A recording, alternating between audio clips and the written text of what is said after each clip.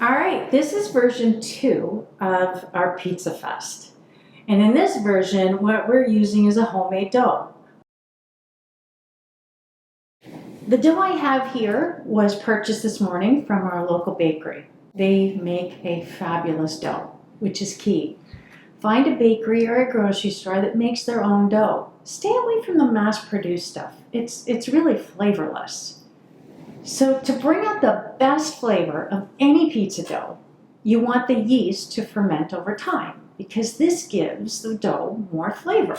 So that's exactly what we're going to do right now. Okay, we're going to start. We've got a deep bowl, and what I'm going to do is I'm actually going to coat it in about a tablespoon of olive oil. And the reason we're doing this is so that the dough won't stick and that we can get it out nice and easily when we are ready to. So I've got the dough that we bought this morning here, and I'm going to just turn it out. And all I'm going to do is I'm just going to form it into a ball. Pretty easy. I'm just going to use the counter to do that. Just rolling it towards me. Look at that air bubble. There we go. Get rid of it. Good. We want lots of air, but not right now. Okay. So there we go. Turn it into a ball.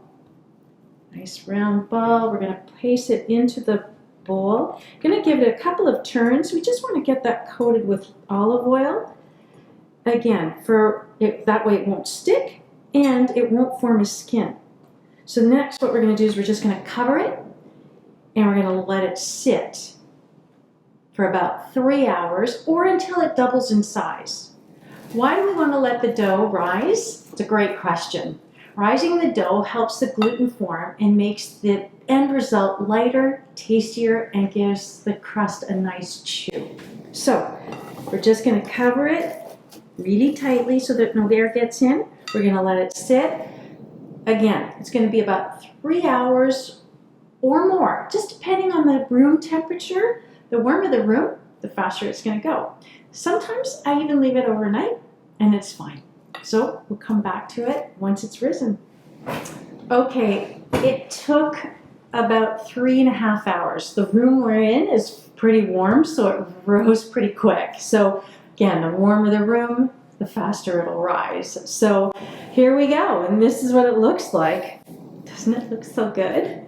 All right, so what we're going to do is we're going to get a floured surface and just sprinkle some flour on there.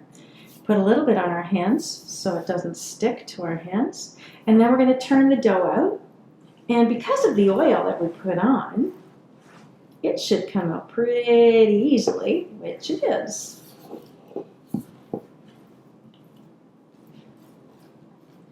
And you might get a little bit of pooling oil, and that's okay. It's actually all goodness. All right, so we're going to form a ball again, and we're going to let it sit again. Why? Because we want it to be light and airy and wonderful. So we're going to turn this into a ball again.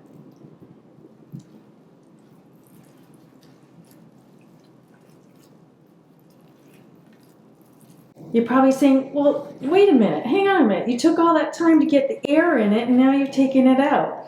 What we were doing was we were building flavor. And now what we're going to do is we're going to actually let it rise again, probably to twice the size again. And that way we're going to be ready to start making the actual pizza. So here we go. I'm going to sprinkle just a little bit of flour on top. And the reason I'm doing this is because I'm going to put a damp cloth on the top, and I just don't want the cloth to stick to it. So we're going to let that go for about 45 minutes. Again, we're looking for double the size, so we're just going to put a towel over it and come back. Where'd my towel go? Here it is.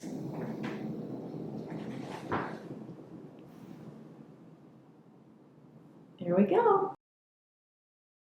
So what I've started doing is stretching it out on parchment paper. And really what I'm going to do is I'm going to put a little bit of olive oil on my hands. And the reason I'm going to do that is so that my hands won't stick to the dough. So I've started, and the wonderful thing about stretching out dough on parchment paper is it's really easy to do. So I've started, as you can see, and I'm stretching it out, and see I can maneuver the parchment paper instead of my body to keep stretching. And we want to keep it consistent. We want it the same thickness. That's what we want. And this is actually looking pretty good now. There's a couple little holes in here, so I'm just going to pinch them together. That happens, no big deal. And if you want to make an edge, just take your hand and make an edge just like that. All right, I think we're good to go. We can put it on a sheet pan now. So instead of having to pick up the dough and place it on the sheet pan, what we're going to do is we're going to take the sheet pan and slide the dough on. And I'm just putting the sheet pan up against the counter and sliding it on. And that's as simple as it gets. Right? Love it. All right. And now we can adjust the pizza. Hello, pizza. Oh, just kidding. Okay. So we have pizza sauce here. So we're just going to spread it on. We don't want to put too much. We don't want to drown the pizza, because if we put too many toppings on it or too much sauce, the pizza won't rise. And we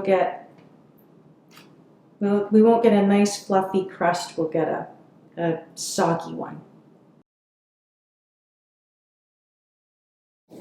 And then what I'm going to do is I'm going to take some olive oil, and I'm just going to brush the sides with some olive oil. This is going to give us just a little bit extra when it comes to the browning.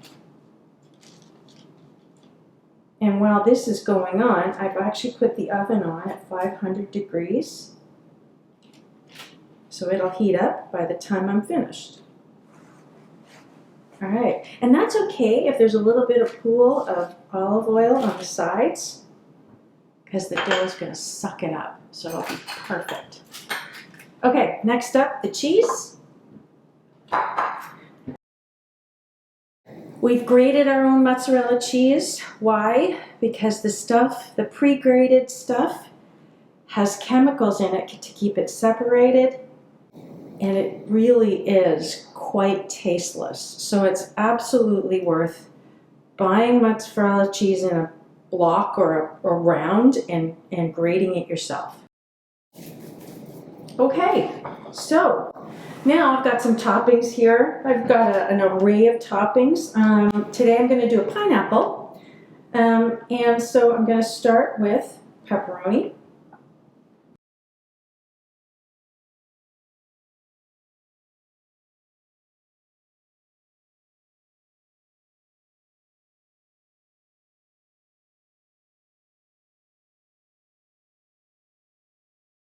I've put actually canned pineapple on today, and some hot peppers. So what I did was I squeezed out the excess juice from both, simply because the excess water / juice just makes the pizza wet, and we don't want that to happen. So this is ready to rock and roll. We're ready to put it in the oven, 500 degrees, 25 minutes.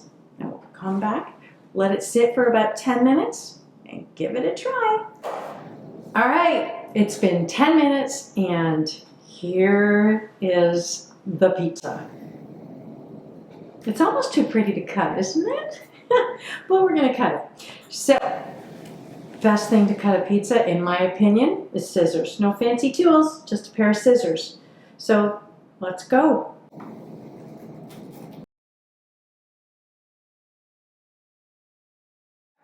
Okay, we're out of the oven. Is this gonna burn my mouth off or what? No. We're good? No, you should be good.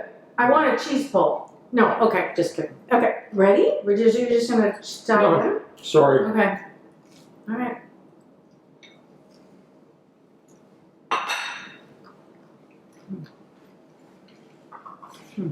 So good.